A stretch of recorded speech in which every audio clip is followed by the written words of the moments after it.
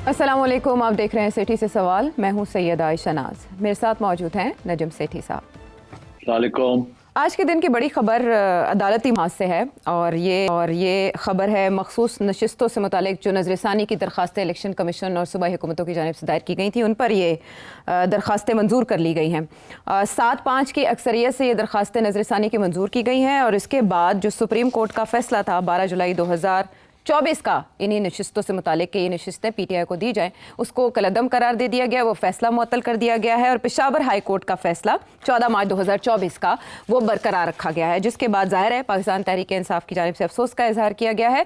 और इसमें जो एक और पॉइंट है पाकिस्तान तहरीक इंसाफ के लिए मायूसी का कि फर्दर इसमें कोई और अपील नहीं की जा सकती। ये लास्ट फोरम था जिस पर नजरसानी रिव्यू का कहा जा सकता था।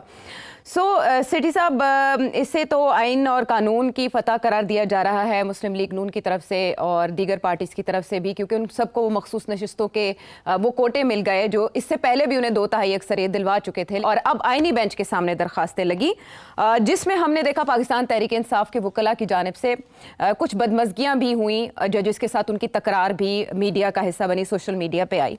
लेकिन अब मामला किस तरफ जाएगा ये आपसे हम जानना चाहते हैं कि इस फैसले के क्या अदालती और सियासी असरात हो सकते हैं। आयशा, पहली बात यह है कि ये कोई सरप्राइज फैसला नहीं है। मेरा ख्याल है सारे पाकिस्तान में एक बंदा नहीं मिलेगा आपको जो ये समझता है कि ये सरप्राइज है। सारे यही तवक्को कर रहे हैं। ये जो फैसला आया है इसके काफ़ी इंटरेस्टिंग डायमेंशंस हैं। पहला तो ये है कि 2 जजेस तो पहले से ही ना करके अलग हो गए थे। फिर एक जज ने कहा कि मैं कोई फैसला नहीं देता, वो भी अलग हो गया। तो आखिर में 10 ही रह गए और 10 में से पहले ये पता चला कि 10-7-3 है, फिर अब पता चला कि नहीं, वो जो 2 पहले ही फैसला करके चले गए थे कि जी हमने तो अपना फैसला तब्दील नहीं करना जो हमने पहले दिया था, तो इसलिए हम नहीं बैठेंगे। तो जिसमें जस्टिस आयशा भी थी एंड सो ऑन। तो अब ये 7-5 का फैसला आया है। तो मेरा ख्याल है ये तवक्को यही थी कि यही होगा, कोई इसमें सरप्राइज नहीं है, मगर इसके नताइज बड़े इंटरेस्टिंग हैं। अब मैं कुछ लोग कह रहे हैं कि इसके साथ जो 2/3 मेजोरिटी है नेशनल असेंबली में वो अब आसान हो जाएगी रूलिंग क्लिक के साथ, रूलिंग यूनिटा के साथ, रूलिंग रेजीम के साथ के लिए। वो खैर उन्होंने तो 26वीं तरमीम भी पास करवाई ली थी और अब ज्यादा जाहिर है अब तो झटका लगेगा और भागदौड़ भी नहीं करनी पड़ेगी। इसके बाद सबको जो इत्तेहादी लोग हैं, नून लीग हो गई, JUI हो गई, पीपल्स पार्टी होगी, सबको एडिशनल सीट्स मिल जाएंगी तो आसान हो जाएगा काम। सो एक तो ये, अब बात यह है कि आसान हो तो जाएगा कॉन्स्टिट्यूशनल अमेंडमेंट करना, तो सवाल ये है कि इस कौन सा कॉन्स्टिट्यूशनल अमेंडमेंट करना चाह रहे हैं जिसके लिए इतनी तैयारी की जरूरत थी। इसका मतलब है कि इसके पीछे मकसद बड़ा सीरियस है कि ना जो भी काम करवाने हैं कोई उसमें लेन देन नहीं होगी, कोई डिस्कशन नहीं होगी, जो कहेंगे वो आपने लगानी है मोहर। इतनी मेहनत के बाद तो फिर यही इसी किस्म का फल लोग चाहेंगे, द पावर्स दैट बी। तो अब मेरा ख्याल है स्पेकुलेशन तो यही होगी कि अब किस किस्म के 27th अमेंडमेंट आ रही है या उसके बाद 28 भी आ सकती है। तो इसलिए आई थिंक लगता ऐसे ही है कि नेशनल असेंबली में और KP की प्रोविंशियल असेंबली में, क्योंकि प्रोविंशियल असेंबली की सीट्स भी दी जाएंगी, इधर उधर हो जाएंगी, काफ़ी आपको इंटरेस्टिंग हरकत में आएंगी दोनों असेंबलीज और नए कानून बनेंगे, नई तब्दीलियां आएंगी and we should discuss those a little bit. जी, और वो तब्दीलियाँ जो सबसे ज़्यादा ज़ेर बहस हैं उसकी कुछ कड़ियाँ भी मिल रही हैं। ये हाल ही में एक ऑडिट रिपोर्ट आई है जिसमें सबसे ज़्यादा जो KP और पंजाब का बजट है उसमें जो खुर्द बुर्द है या उसमें जो भी खिलाफ वर्जियाँ की गई हैं उनको बहुत ज़्यादा डिस्कस किया जा रहा है। और अब ये कहा जा रहा है कि इसके बाद KP में रिजीम चेंज कह लें या अलीविन गंडापुर साहब जो हैं उनकी सीट खतरे में पड़ सकती है और कुछ कानून साजी नेशनल असेंबली में भी हो सकती है। आपको क्या होता दिखाई दे रहा है? KP असेंबली में तो जाहिर है गंडापुर साहब के लिए अब प्रॉब्लम्स नजर आएंगे।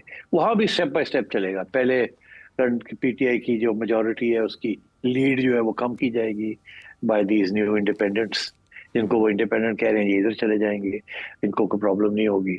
उसके बाद फिर कोई फॉरवर्ड ब्लॉक्स बनेंगे, फिर उसके बाद तो इस किस्म की चीजें चलेंगी और गवर्नर्स रूल की तलवार लगेगी, ऊपर लगी रहे, सारा वक्त रहेगी। तो मेरा ख्याल है वहां भी कुछ वक्त लगेगा, मगर वहां भी कोशिश यही होगी क्योंकि कि वहां भी तब्दीली लाई जाए और वहां भी प्रो एस्टेब्लिशमेंट गवर्नमेंट आए, वहां भी नो नो क्वेश्चंस आस्क्ड। उसकी वजह यह है कि वो प्रोविंस बहुत सेंसिटिव है। ये वजह नहीं है कि बड़ी प्रो इमरान खान है, तो वो प्रोविंस बड़ी नेशनल सिक्योरिटी के लिहाज से it's a very sensitive area है। वहाँ जिस किस्म की जो सूरत हाल रही है, इट्स काफी खतरनाक सूरत हाल रही है।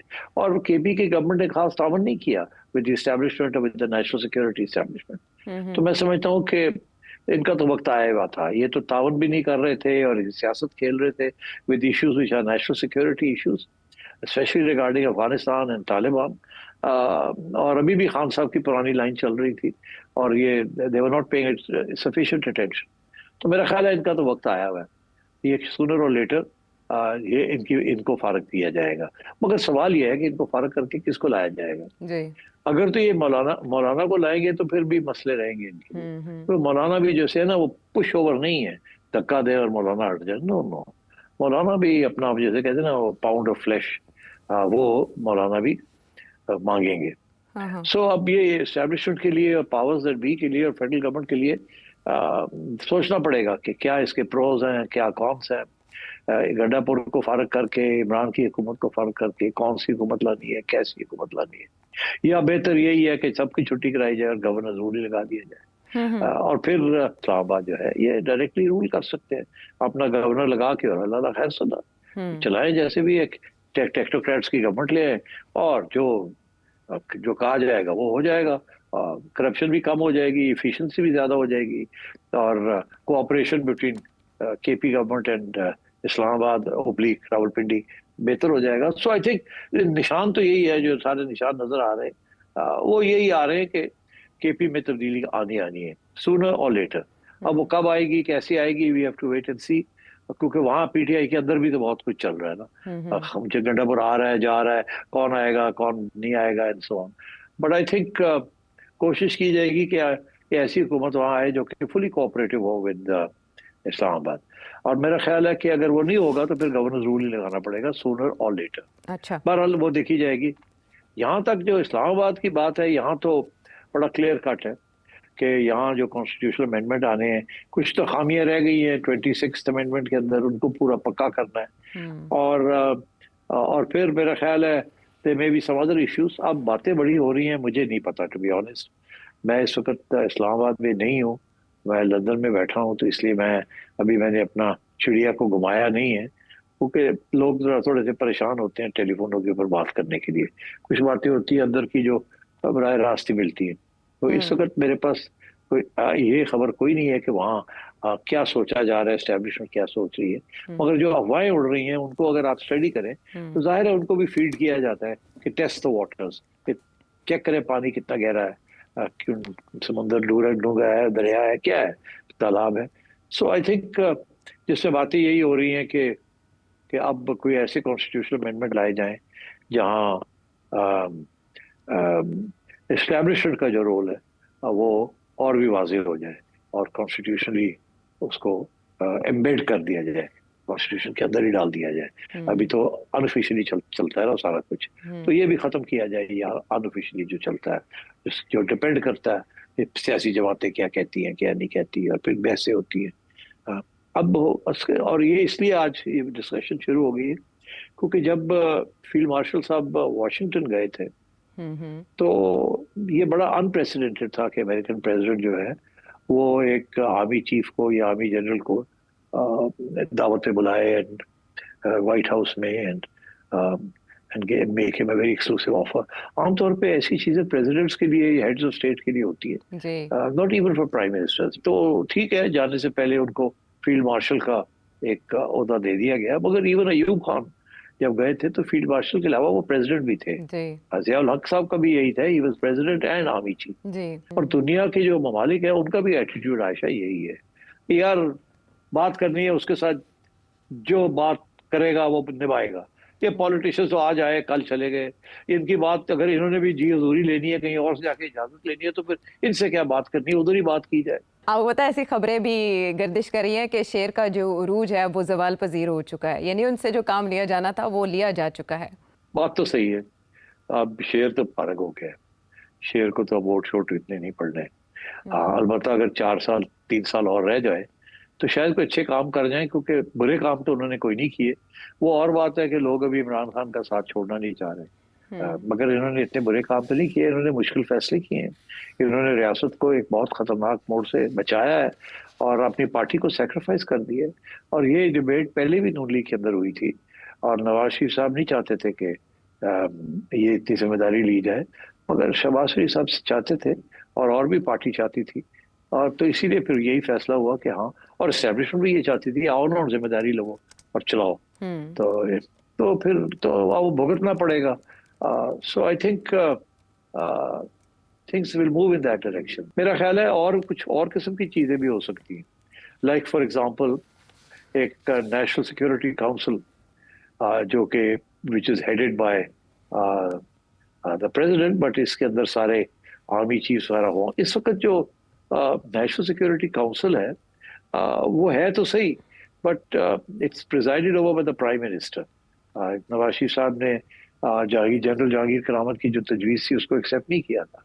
और तो इमरान खान के ज़माने में भी एक थी cabinet committee of national security, इस किस्म की कोई चीज़ थी। तो हो सकता है उसको फिर घूम फिर के फिर किसी तरीके से कुछ कर लिया जाए। और अब जो सिचुएशन है कि जिसमें जनरल साहब जो है वो हो आए हैं वो व्हाइट हाउस से, और नून लीग में पीपल्स पार्टी में जैसे कहते हैं ना चोरी की थी, तो मतलब है कि अल्लाह खैर सला, तो आगे भी जरूरत पड़ेगी तो चले जाएंगे।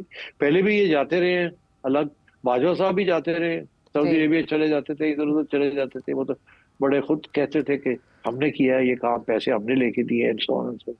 तो मेरा ख्याल है there is no need, it's unnecessary. But पीछे क्या सोच है, और अभी नून लीग के बारे में भी बातें शुरू हो गई हैं। आप ये प्लांटेड हैं या सच है कि जी बड़ी करप्शन हो रही है। पीटीआई के खिलाफ भी है केपी में बड़ी करप्शन हो रही है, पीपल्स पार्टी के खिलाफ भी है कि जी पीपल्स पार्टी सिंध में बड़ी करप्शन कर रही है, मगर एक्चुअली कोई खास एविडेंस नजर नहीं आ रही। ऑडिट रिपोर्ट्स आई हैं, अंसार अब्बासी साहब ने ये ब्रेक की थी और उसमें बाकायदा उन्होंने आदाद-ओ-शुमार दिए मुख्तलिफ हुकूमतों के, वही ज़ेर बहस। और आप देखें सोशल मीडिया पर यलगार है, बड़े बड़े Twitter accounts, verified Twitter accounts Punjab हुकूमत के खिलाफ लिख रहे हैं, करप्शन के खिलाफ लिख रहे हैं। आप देखें उसमें उन्होंने बाकायदा वो रकूम बताई हैं जो उड़ाई जा रही हैं, मुल्की खजाना उड़ाया जा रहा है। तो आपको पता है ये किसी ना किसी तब्दीली का पेश खैमा होता है कि जब वो हुकूमतें जिनको सनद मिली हो एस्टैब्लिशमेंट की, उनके खिलाफ इस तरह की बातें लिखी जाएं। और आपकी बात बिल्कुल ठीक है कि अभी तो ऐसा कोई सिस्टम दिखाई नहीं दे रहा जिसमें चेंज आ सके। वो सब काम हो रहे हैं जो उनसे मतलूब थे। लेकिन सेठी साहब, माजी करीब में कुछ ऐसी चीजें भी हुई हैं जो हमें बाद में समझ आई हैं। हाँ सही है, मगर अभी थिंक प्रीमेच्योर है। ये जो ऑडिटर जनरल की रिपोर्ट होती है ना, ये ऐसी होती है। मैं जानता हूँ बड़ी अच्छी तरह इनको, ऑडिटर जनरल की रिपोर्ट कैसे लिखी जाती है और कैसे उसके अंदर ऑडिट पैराज बनते हैं। This is nothing new. ये तारीख में ऑडिटर जनरल की ऐसी रिपोर्ट्स होती हैं और जब आती है 2 दिन चलती है, उसके बाद भूल जाते हैं। मगर ये जो पॉइंट आपने रेज किया कि ठीक ठाक लोग जो है उसको हवा दे रहे जी, तो जाहिर है फिर उसका तो मतलब आप समझ ही जाए। अब मतलब है अगर मेरे पास ऑडिट रिपोर्ट आएगी तो मैं ऑडिट रिपोर्ट की ऑडिट कर दूंगा, मगर कुछ लोग हैं वो ऑडिट रिपोर्ट को वैसे ही शाया कर देते हैं। आप समझे मेरी बात जी। तो ये तो इसका ये मतलब है कि कोई ग्राउंड तैयार की जा रही है या इशारे कर किए जा रहे हैं, मगर कभी कभी ये जिससे ये जरूरी नहीं होता कि इसका मतलब है कि तब्दीली आ रही है। ये बेसिकली सियासतदानों को टाइट करके रखने की जरूरत होती है कि जी आप टाइट करके रहे इनको थोड़ा, ताकि और ना ये गड़बड़ करें and so on and so fourth. Because देखिए ना, ऑडिट रिपोर्ट तो फिर और भी बड़े इदारे हैं, उनकी ऑडिट रिपोर्ट क्यों नहीं आती? तो इसलिए I think I don't pay too much attention to auditor general's reports. But आपके प्रेडिक्शन की तरफ लोग बड़ी तवज्जो पे करते हैं। आपने जब ये कहा कि पंजाब हुकूमत का कोई बड़ा स्कैंडल या करप्शन सामने नहीं आई, उससे कुछ दिन बाद ये वाली रिपोर्ट सामने आ गई थी। तो आप जो बात करते हैं उसको काफी कीनली सुना जाता है। हाँ, और फिर उसको काउंटर किया जाता है। अभी सिचुएशन ये है कि चीफ मिनिस्टर के खिलाफ तो मैंने तो कोई चीज सुनी नहीं है। अलबत्ता उनके कुछ मोहरे हैं जिनके बारे में खबरें चलती हैं, मगर जब वो इस्लामाबाद में थे तो उस वक्त भी ये चलती थी ऐसी चीजें। तो ये कोई नई बात तो नहीं है, ये तो इमरान के जमाने में भी थी, पीपल्स पार्टी के जमाने में भी थी, नून के जमाने। यार इतनी करप्शन तो होती है ना, जी। अगर ये ना हो तो ये लोग तो हम्म। ये इलेक्शन वैक्शन ये क्यों, ये कोई पब्लिक सर्विस करने तो नहीं आते ना, जी। ये चार पैसे बनाने आते हैं। इनके पैसे भी बड़े खर्च होते हैं यू नो इलेक्शन में, हम्म। पर चार पैसे भी बनाने होते हैं। Politics is also business, it's not public service. Hmm. मगर बात यह है कि अगर ये पब्लिक सर्विस नहीं है तो फिर पाकिस्तान में कौन करता है पब्लिक सर्विस? क्या ब्यूरोक्रेट्स पब्लिक सर्विस करते हैं? Yes, there are some very very good capable honest bureaucrats, इसमें कोई शक नहीं है। But by and large lower levels की जो ब्यूरोक्रेसीज हैं वो बेचारे कैसे अपने, जैसे कहते हैं ना, रोटी पानी उनके लिए मुश्किल हो जाता है इन तनख्वाहों की। हम्म। तो how are they going to survive? आप मुझे बताएं, 3 लाख 4 लाख 5 लाख रुपए, क्या आप अपने बच्चों को अच्छे स्कूलों में भेज सकते हैं? क्या आप एक गाड़ी भी रख सकते हैं? क्या आप लाख रुपए 50 लाख 1000 रुपए बिजली का बिल भी दे सकते हैं? नहीं दे सकते यार, बड़ा मुश्किल है। हम्म। आजकल जो इन्फ्लेशन हुई हुई है, 2 3 4 लाख रुपए के साथ कुछ नहीं बनता। तो हम्म। इसलिए you have to be able to, और बेचारे जो लोग इससे कम पे हैं, सो कितनी मुश्किलात हैं उनके लिए, how to have a decent life. जी। तो इसलिए आई थिंक, और ब्यूरोक्रेट, व्हाइट कॉलर ब्यूरोक्रेट, हर रोज कपड़े भी चेंज करो, हर रोज टाइट होके भी जाओ, तो जाहिर है they have to cut corners, वो भी अपनी commissions and so on and so forth. तो it's difficult out there, make no mistake about it. जी। सो आई थिंक, वो जैसे मलिक रियाज कहते हैं ना कि पहिए फाइलों लग के जाते हैं। पहिए लगाने पड़ते। हाँ। हाँ, और ये बाय द वे करप्शन के ऊपर तुम अगर चाहो तो कोई एक प्रोग्राम कर लेते हैं किसी वक्त। मैं आपको बताऊंगा चाइना में कितनी करप्शन है, अमेरिका में कितनी करप्शन है, फ्रांस में कितनी करप्शन है, हम्म। इंडिया में कितनी करप्शन है। हम्म। कंपेयर टू पाकिस्तान बहुत ज्यादा है, जी। मगर फिर भी उनके वो सिस्टम को चलाते हैं। कोई हम्म। परफेक्शन नहीं है। और जब मार्शल लॉ आता है और इस्टेब्लिशमेंट डायरेक्ट रूल करती है, तो आपका ख्याल है कम करप्शन होती है? सिर्फ ये होता है कि हम लोग बात नहीं कर सकते ज्यादा, हम्म। ठीक है ना। मगर जी। वो तो हर लेवल पे चलती है चीजें, लो लेवल पे सब कुछ चलता है, हम्म। हाई लेवल पे नहीं चलता, बट लोअर लेवल पे चलता है। और then there are so many ways of doing things. ठीक है। अच्छा, ये जो फैसला सुप्रीम कोर्ट की तरफ से मखसूस नशिस्तों का आया, इसके असरात को असेस करने में हम काफ़ी आगे निकल गए, लेकिन अगर हम ज़रा करीब आके इसके असरात पाकिस्तान तहरीक इंसाफ के लिए देखें, तो अभी हाल ही में अलीमा खान साहिबा ने कहा था कि केपी के मामले पे, बजट के मामले पे, उन्होंने कहा इमरान खान साहब शायद माइनस हो ही गए हैं, लेकिन इस फैसले के बाद क्या पीटीआई भी माइनस हो गई है? और अगर ऐसा है तो पीटीआई के पास ऑप्शन क्या है एहतजाज के अलावा? कुछ भी नहीं है, पीटीआई के पास कोई ऑप्शंस नहीं है। पीटीआई ने अपने पाँव के ऊपर, जब से पीटीआई बनी है, अपने पाँव के ऊपर कुल्हाड़ियां मार रही है। और खान साहब is a master, MA PhD हैं, अपने पाँव पे कुल्हाड़ी मारते हैं। तो इसलिए पीटीआई को तो पता ही नहीं है कि वो आ रहे हैं कि जा रहे हैं। और ऐसा ऐसा नजर आएगा कि अब तो जा रहे हैं, हम तो आए थे और अब जा रहे हैं। तो I think it's an unfortunate situation. PTI का एक ही प्लस पता है कि पॉपुलर पार्टी है, किसी न किसी स्टेज पे पॉपुलैरिटी काउंट करती है, और आवाम में गुस्सा भी है, इससे तो कोई शक नहीं है। तो मेरा ख्याल है सोचना चाहिए कि before you take such a step, you should think seriously कि इसके नुकसान और फायदे क्या हैं। और अगर फायदे इतने नहीं हैं, बाकी काम चलता है, तो काम को चलाना चाहिए, आहिस्ता आहिस्ता स्पेस भी खोलनी चाहिए। और but I can't say, power is a very Heidi thing, और खुशामदी बड़े होते हैं जो कहने वाले होते हैं, हम ऐसे कर लेते हैं, ये कर लेते हैं, फिर कॉन्फिडेंस आ जाता है कि जी हमने ये भी कर लिया, हमने वो भी कर लिया, दुनिया हमें तस्लीम करती है, हम ही हम हैं, ये कौन लोग हैं, एंड सो ऑन। तो ये चीजें चलती हैं। बट आई थिंक विजडम, मेरा ख्याल है कि विजडम की वजह से, विजडम होना चाहिए, जल्दबाजी नहीं करनी चाहिए। There is no need for the establishment to come directly into power. ये दिस इज वर्किंग, और वो खुद ही कहते हैं हाइब्रिड हाइब्रिड हाइब्रिड हाइब्रिड। तो मेरा ख्याल है, मुझे लगता है ऐसे है कि ये हाइब्रिड को थोड़ा सा कॉन्स्टिट्यूशनली पक्का करेंगे, इंस्टेड ऑफ कि जी सबकी छुट्टी कराएंगे और खुद टेक ओवर कर लेंगे। आई don't think that's a good idea. ठीक है। विजडम आपके ख्याल में प्रिवेल करनी चाहिए अगर सिस्टम अभी सर्व कर रहा है। अब इस रात सियासी और अदालती सतह पर क्या होंगे ये आपने जाना, और भी बहुत से मामलात एक ब्रेक के बाद।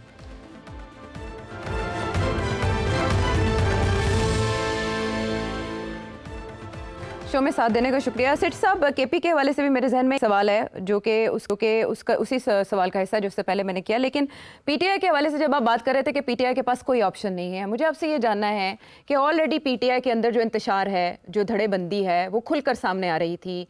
अब इस फैसले के बाद एज अ पार्टी कितना टफ टाइम पीटीआई को मिल सकता है इंटरनली, और फॉरवर्ड ब्लॉक की बातें पूरी हो सकती हैं? हाँ, हो सकती है, but I think PTI is without power now. PTI जैसे कहते हैं ना, फारग हो गई है। अब ये कैसे रिवाइव होगी उसका आप सोच सकते हैं कि कैसे कौन से हालात होंगे जहां इसकी रिवाइवल होगी, but I think they are of no consequence. जब इनके पास इतना वोट बैंक है, मगर ये इकट्ठे नहीं हो सकते और आपस में लड़ाई झगड़े कर रहे हैं, और इनका लीडर जो है वो जेल में बैठा हुआ है, और वो कभी एक फैसला करता है कभी दूसरा, ये नहीं पता वो किसको लीडर, बाहर उसने किसको लीडर बनाया हुआ और किसको नहीं बनाया हुआ, कौन उसको मिलने जाता है और कौन नहीं मिलने जाता, किसको वो मिलना चाहता है और किसको नहीं मिलना, कुछ नहीं पता किसी को।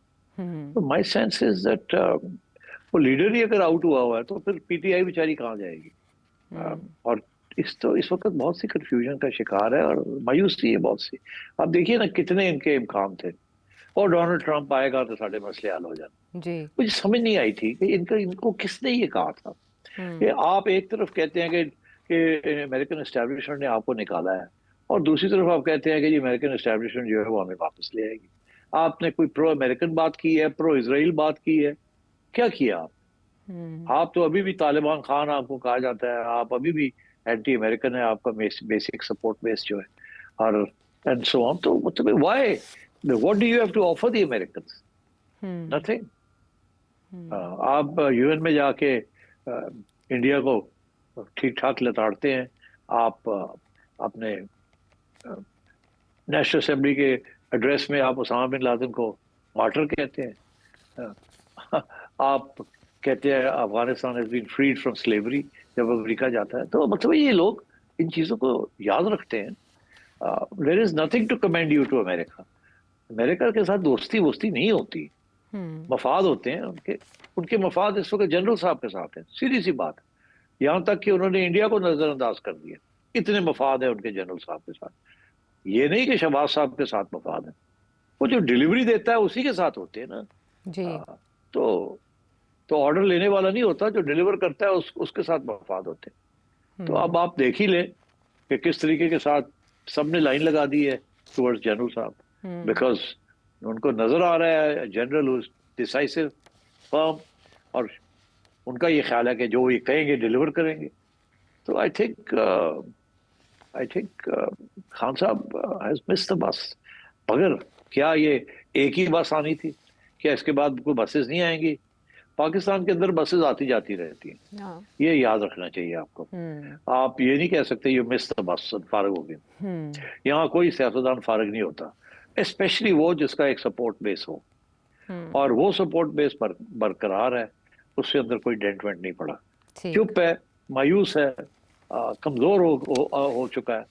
मगर वो जो वोट है ना, वो अभी भी उसके हाथ में है। अब वो क्या, आप कब तक उस वोट को बाहर नहीं निकलने देंगे, किस तरीके से कैसी होगा वो देखी जाएगी। पाकिस्तान के अंदर बड़े अपहीवल्स हुए हैं, बड़ी अनएक्सपेक्टेड चीजें हुई हैं, और अभी तो ये सारी रीजन जो है Ayesha, you are in the eye of a storm. आपका क्या ख्याल है, आपकी क्यों इतनी अहमियत दी जा रही है अमेरिका की तरफ से? क्यों दी जा रही, इंडिया को क्यों नहीं दी जा रही? इसीलिए ना कि आप अफगानिस्तान, ईरान, चाइना तीनों के ऊपर बैठे हुए, और अमेरिका को एक्सेस चाहिए टू ऑल थ्री। तो वो तो नेगोशिएशन के साथ होगी ना, बट एटलीस्ट यू नो कि ये Pakistan is now, it's geography and location has given it a huge advantage.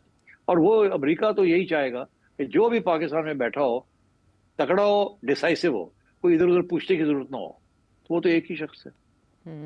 So I think आगे जो पाकिस्तान के लिए जो टेंशन आएगी, वो टेंशन यही आएगी कि अमेरिका का सिर्फ एक मकसद है जी, कि चाइना को नहीं बड़ा होने देना, चाइना के रास्ते में रुकावटें डालनी है। 100% चाइना को ये रोड एंड बेल्ट इनिशिएटिव जो है चाइना का ग्रेट पावर एसेंशन जो है बढ़ने का, ये रोकना चाहिए। चाइना, रशिया, ईरान वगैरह इनके जो अलायंसेस बनने जा रहे हैं इनको रोकना चाहिए। ब्रिक्स के अंदर रोकना चाहिए, एससीओ के अंदर इनको हावी नहीं होने देना। तो अमेरिका के तो बड़े इंटरेस्ट हैं in Pakistan now, not so much in India. तो अब वो जब तक डायलॉग नहीं होगा पाकिस्तान की लीडरशिप के साथ, द लीडरशिप से मुराद मेरा ये नहीं है सियासतदान, because they don't have power, उनके पास पावर नहीं है। जहाँ पावर है उसके साथ negotiation and give and take. और आपने देखा तारीख में, आयशा आई नो मेरा ख्याल है टाइम खत्म हो गया है, आप बहुत जल्दी अग्री करना शुरू कर दिया आपने मेरे साथ। इसका ये मतलब है कि अब ये I better shut up now. No, it's not like that, it's not like that. लेकिन आप जो बात कह रहे थे वो मुकम्मल करें कि जैसे कि हो रहा है। हाँ, मैं कह रहा हूँ कि आगे पाकिस्तान को बड़ा जगलिंग एक्ट करना पड़ेगा। पाकिस्तान ने बड़ी जगलरी की है, बड़ी डबल गेम्स ट्रिपल गेम्स खेली है, मास्टर्स है हम खेलने में, ठीक है, इधर इधर ये।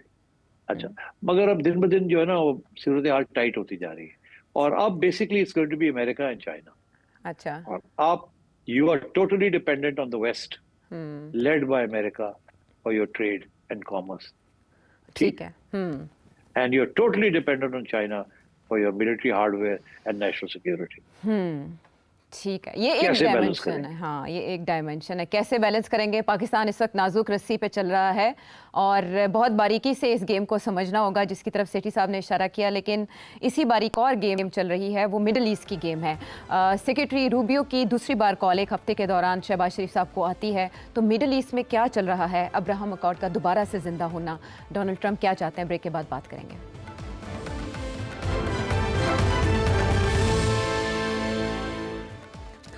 Welcome back. सेठी साहब, एक और मंजरनामा जिसको समझने के लिए आपकी एक्सपर्टीज दरकार होंगी। एक फ़ोन कॉल की बात की जा रही है इस्राएली अखबार द टाइम्स ऑफ इजराइल में कि प्रेसिडेंट ट्रंप और बेंयामिन नेतन्याहू के दरमियान एक फ़ोन कॉल हुई जिसमें बाकायदा डिस्कस किया गया कि गजा जंग को 2 हफ्तों में लपेट दिया जाएगा और कुछ हमास के रहनुमा जिनको जलावतन कर दिया जाएगा। 4 अरब ममालिक तामीर नौ में हिस्सा लेंगे उस इलाके की जो जंग ज़दा है।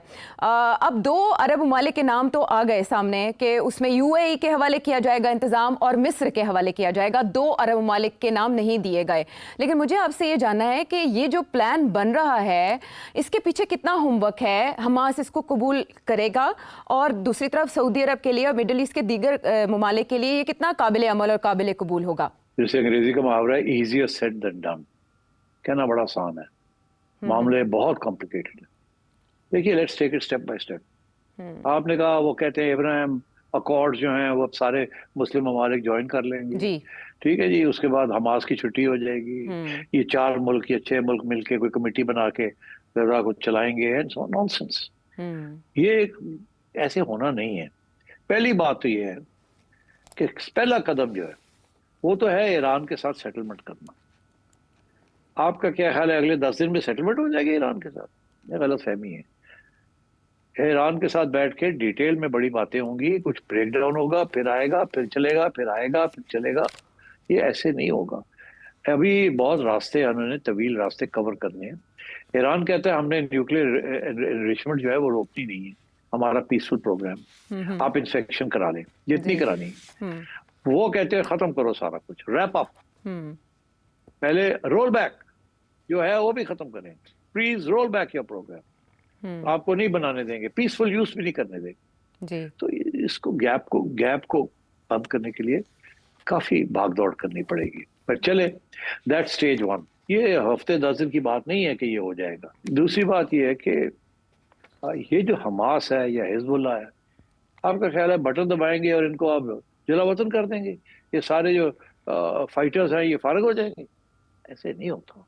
सबके अपने अपने इंटरेस्ट होते हैं। या तो आप इनको मार के खत्म करें, तो क्या आपका ख्याल है कि ये मुस्लिम ममालिक they will be part of this, कि इनको मार के बिल्कुल जो रह गए वो भी खत्म कर दिया जाए? नो, वो भी कहेंगे हमारा भी रोल होना चाहिए, we need to be accommodated also. इतना आसान काम नहीं है। तीसरी बात ये है कि ये जो जिसके बारे में ये कह रहे हैं कि ये मुल्क आएंगे और ये आके चलाएंगे, वो भी तो गारंटीज मांगेंगे ना जी, कि भाई हमें क्या पावर्स होंगे हमारे पास, क्या नहीं होगा, ये कैसे होगा, वो कैसे होगा। ह्यूज लंबा ऑर्डर है ये। और लास्ट बट नॉट लीस्ट, ये जो बात है कि जी इजराइल एक वादा करेगा 2 स्टेट सोल्यूशन। अरे यार, इजराइल के वादे, ये वादों के ऊपर अब आगे बात नहीं चलनी है कि जी इजराइल कहेगा जी 2 स्टेट सोल्यूशन हम जाके दे देंगे आगे जाके। No, who is going to believe it? ना इजराइल को कोई यकीन करेगा ना अमेरिका को। तो मैं नहीं समझता कि ये सारा जो एजेंडा जो डिस्कस हो रहा है, ये डोनाल्ड ट्रंप साहब कर रहे हैं, ये बिल्कुल मुमकिन नहीं है कि इस तरीके के साथ ये हो जाए। अलबत्ता हम्म। एब्राहम अकॉर्ड जो है, पहले तो इसराइल को पैलेस्टीनियन अथॉरिटीज जो हैं उनके साथ बात करनी पड़ेगी, जी। और और ईरान की हमायत लेनी पड़ेगी। और ईरान हमें हमायत नहीं दे देगा, अपने सारे हथियार उनके हवाले कर दे। There is no way that's going to happen. There has to be a sense of justice. और इसराइल को कोई नहीं यकीन करता, नेतन्याहू को तो बिल्कुल ही कोई यकीन नहीं करता, और डोनाल्ड ट्रंप भी एक दिन ये, एक दूसरे दिन ये, एक दिन ये, एक दिन वो। I don't think this is going to be an easy agenda. इसके ऊपर बातें चलेंगी, होएगा नहीं होगा, लॉन्ग वे टू गो। अलबत्ता ये जरूर है कि कुछ थोड़ी बहुत डेवलपमेंट अगर ईरान के साथ कोई एक नई डील हो जाती है, तो फिर you can start moving towards the Abraham accords. और मगर क्या उसमें हमास और हिजबुल्ला और ये सारे फारग हो जाएंगे? आई डोंट थिंक सो। फिर ये प्रिजनर्स का एक्सचेंज करनी है, ये करना है, वो करना है, will take time, lot of hard work. और ऊपर से नो वन ट्रस्ट नेतन्याहू। और नेतन्याहू के खिलाफ इसराइल के अंदर भी पूरा एक महाज बना हुआ है और बन रहा है, अदालतें उसके पीछे पड़ी हुई हैं। अब डोनाल्ड ट्रंप के कहने के ऊपर उनकी अदालतें जो है वो केसेस ही खत्म कर देंगी, ये क्या बात हुई? जी। और ये जितना कोशिश करे नेतन्याहू को बचाने की, इट्स नॉट, वहां के भी एक सिस्टम है, इट्स नॉट गुड। ये तो नहीं है कि इसराइल ने बहुत बड़ी जंग जीत ली है, नो, जी। कोई जंग वंग नहीं जीती इसराइल ने। जी। तो इसलिए I think lot long tall order. हाँ, इजरायली अदालत ने वैसे ही इनकार कर दिया 2 हफ्तों की स्पेस देने से बिन्यामिन नेतन्याहू ने जो दरख्वास्त की अपने वकील के तवस्सुत से। लेकिन सेठी साहब, ईरान का मुज़ाकरात की मेज़ पर आना, इस सिलसिले में CNN की एक्सक्लूसिव रिपोर्ट एक सामने आई है जिसमें ये बात की जा रही है कि $30 बिलियन का एक बजट रखा जा रहा है कि रीबिल्ड किया जाएगा सिविलियन पर्पस के लिए ईरान के न्यूक्लियर प्रोग्राम को। और इस सिलसिले में अमेरिका ये चाहता है कि वो लीड तो करे प्रोसेस को, लेकिन वो पे ना करे इस मकसद के लिए। और फिर ये कि स्टीव विटकॉफ और गल्फ पार्टनर्स के दरमियान आवर लॉन्ग मीटिंग हुई है जिसमें ईरान के लिए एक ऐसा प्लान कि जिसमें उसके ऊपर से सैंक्शंस हटा दी जाएंगी, जो फ्रीज किए गए उनके असासे वो गैर मुंजमद कर दिए जाएंगे, यानी ईरान के लिए आसानियां पैदा की जाएंगी। दूसरी तरफ ईरान में इस बात पर गौर किया जा रहा है कि जो नुकसानात हुए हैं अमेरिका से उसका हर्जाना तलब किया जाए। अगर ऐसी कोई माली डेवलपमेंट होती है और चीज़ें सेटल हो जाती हैं, तो क्या मुज़ाकरात की मेज़ पर दोनों आमने सामने बैठ सकते हैं, ईरान एंड अमेरिका? नहीं, देखो बैठेंगे तो सही वो, मगर ये रातों रात नहीं होना है। ये बड़े अप्स एंड डाउन होंगे इसके अंदर, बड़े एक्टर्स इसमें इन्वॉल्व हैं, और ईरान के डिमांड्स भी बहुत सारे हैं। तो ये it's going to be a very difficult thing. ये बातें अभी शुरू हो गई हैं, इसका ये मतलब नहीं है कि आप अगले महीने 2-3 में आपको कोई पॉजिटिव रिजल्ट्स नजर आने शुरू हो जाएंगे, जिससे कन्विंस हो जाएंगे कि ये पूरा का पूरा प्लान जो है it will work out. No sir, it's going to be very difficult, very difficult. ठीक। और इस सिलसिले में सऊदी अरब का किरदार आप कैसे देखते हैं, जहां मोहम्मद बिन सलमान की मौजूदगी में प्रेसिडेंट ट्रंप ने कहा था कि वो चाहते हैं कि सऊदी अरब हिस्सा बने अब्राहम अकॉर्ड का, और दूसरी तरफ हम देख रहे हैं कि जो शाम के हुक्मरान हैं, शाम के जो सदर हैं, उन्होंने उन मिसाइल्स को नहीं रोका जो इसराइल की तरफ से दागे गए, उन्होंने जाने दिया। और इस तरह की खामोशी, यानी ईरान की कमज़ोरी उनकी ताकत में बदली। तो शाम किस जगह होगा, शाम की क्या पोजीशन होगी? देखिए, इन सब जो है ना, ये गजा से पहले, ये जो इसराइल ने जो कुछ किया है, उससे पहले तो चीजें एक तरफ मूव कर रही थी। मगर इसराइल ने जो कुछ किया है उसके साथ इसराइल दुनिया में मतलब समझे आइसोलेट हो गया। अच्छा। आइसोलेट हो गया। आप सोचिए, अमेरिका के अंदर न्यूयॉर्क में जो हो कि न्यूयॉर्क के अंदर बहुत बड़ी Jewish population, it's a Jewish city, वहां दे टर्निंग अगेंस्ट इसराइल, और वो कहते हैं ये अपार्टाइड खत्म। तो मतलब है the world opinion is change. अब सऊदी अरेबिया के लिए उतना आसान नहीं है जितना पहले था।